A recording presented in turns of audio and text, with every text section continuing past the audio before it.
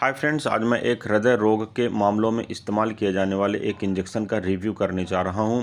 Heart failure के cases में और गिरे हुए ब्लड प्रेशर को ऊपर उठाने के लिए इस मेडिसिन का इस्तेमाल किया जाता है। डोबुस्टेट 250 मिलीग्राम इंजेक्शन ब्रांड नेम से यह मार्केट में उपलब्ध होता है। समर्थ लाइफ साइंसेस प्राइवेट लिमिटेड के द्वारा इसका प्रोडक्शन किया जाता है।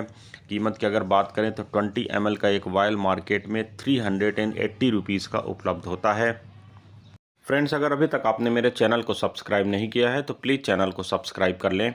बेल आइकन को भी प्रेस करें ताकि आने वाले सारे वीडियोस के नोटिफिकेशंस आप तक आ जाएं और आप मेरा कोई भी वीडियो को मिस ना करें।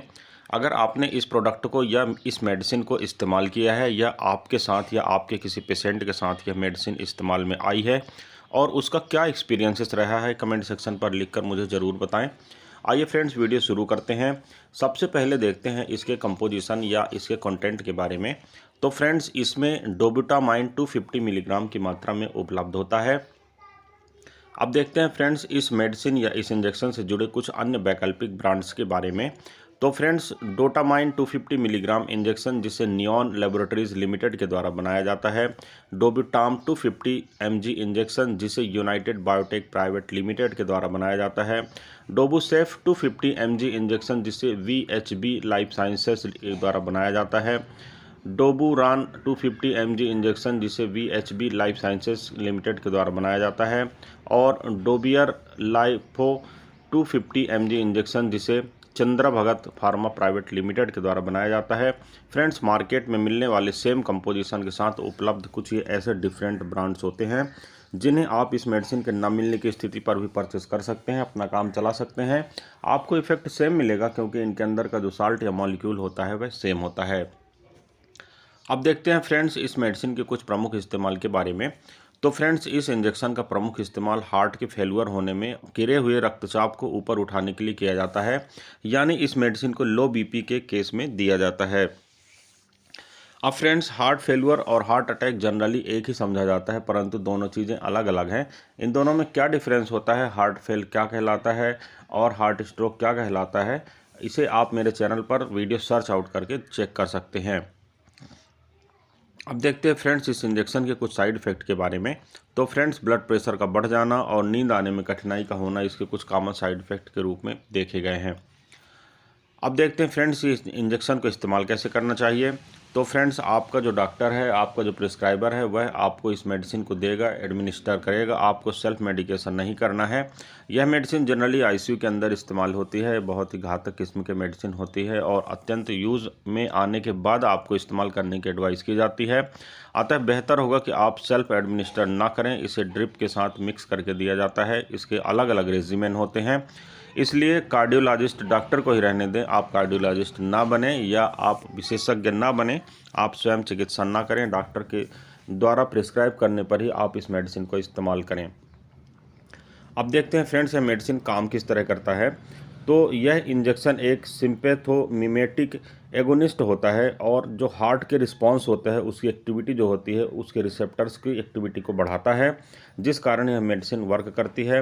हार्ट के जो पंप करने की एक्टिविटी होती है उसे इफ़िशियंट बनाता है, उसे स्ट्रेंथ पहुंचाता है, उसे ताकत प्रदान करता है और जो पंपिंग कैपेसिटी होती है उसको बढ़ाता है, जिसके कारण हार्ट जो फेल्यूर हो रहा होता है उससे बच जाता है और आप एक अच्छी स्थिति में पहुंच जाते हैं।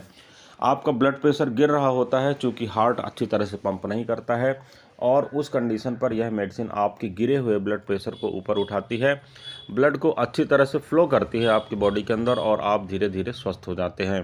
अब देखते हैं फ्रेंड्स इस मेडिसिन से जुड़ी कुछ अन्य बातों के बारे में। तो फ्रेंड्स, इसे हेल्थ केयर प्रोफेशनल्स के द्वारा, जैसे डॉक्टर्स हो गए या नर्स हो गए, इनके द्वारा ड्रिप में मिलाकर दिया जाता है। इसलिए मैं आपको बार बार सजेस्ट कर रहा हूँ कि आपको इस मेडिसिन को सेल्फ मेडिकेट कभी नहीं करना चाहिए।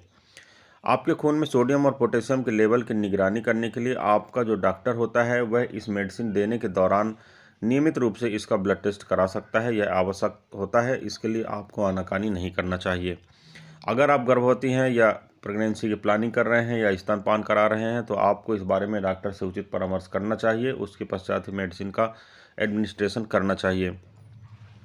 इस मेडिसिन की अगर कोई डोज आपसे मिस हो गई है तो जनरली ऐसा होता नहीं है, क्योंकि ये सेल्फ एडमिनिस्ट्रेशन की मेडिसिन नहीं है। हॉस्पिटल में आपको एडमिट करने के बाद ही यह मेडिसिन का डोज दिया जाता है। कोई डोज अगर नर्स या किसी भी हेल्थ केयर प्रोफेशनल्स के द्वारा मिस हो गया है, तो यह वह ही डिसाइड करेगा कि आगे आपको क्या करना है।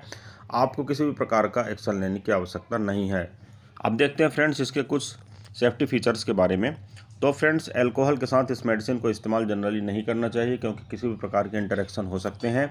अभी तक इसमें कौन से इंटरेक्शन होते हैं इसकी विशेष जानकारी उपलब्ध नहीं है। गर्भावस्था और स्तनपान के बातें मैंने आपको पहले ही बता चुका हूँ। अब मैं ड्राइविंग मोड की बात करता हूँ कि अगर आप इस मेडिसिन को लेते हैं और बेहतर महसूस करते हैं, ठीक होते हैं, तो भी आपको सेल्फ ड्राइविंग करके वाहन नहीं चलाना चाहिए, क्योंकि यह किसी प्रकार के कॉम्प्लिकेशंस को पैदा कर सकता है। किडनी और लीवर रोग से जुड़ी किसी समस्या का सामना अगर आप कर रहे हैं तो आप अपने डॉक्टर से उचित परामर्श करें, इसके पश्चात ही मेडिसिन का सेवन करें। तो फ्रेंड्स, ये था एक छोटा सा रिव्यू मेडिसिन के ऊपर। मेरे द्वारा दिया गया सारा विवरण केवल आपकी जानकारी के लिए है। किसी भी दवा का सेवन करने से पहले आपको अपने डॉक्टर से उचित परामर्श करना चाहिए, इसके पश्चात ही मेडिसिन का सेवन करना चाहिए। सिर्फ वीडियो के आधार पर मेडिसिन का सेवन करना हानिकारक हो सकता है, आपको इन सारी चीज़ों से बचना चाहिए। इस वीडियो में फ्रेंड्स बस इतना ही है। किसी अन्य अच्छे इंटरेस्टिंग टॉपिक के साथ आपसे फिर मुलाकात करता हूँ। तब तक के लिए गुड बाय। आपका दिन शुभ हो। जय हिंद।